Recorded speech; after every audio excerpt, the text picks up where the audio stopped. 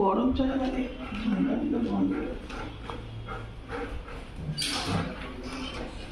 বুঝতে পারছি না কি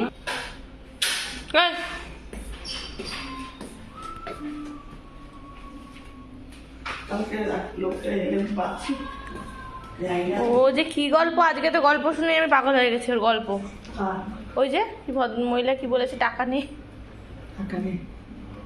না কি আসলে আমি আগের মতো আছে। দেখে দেখে দেখে দেখে দেখে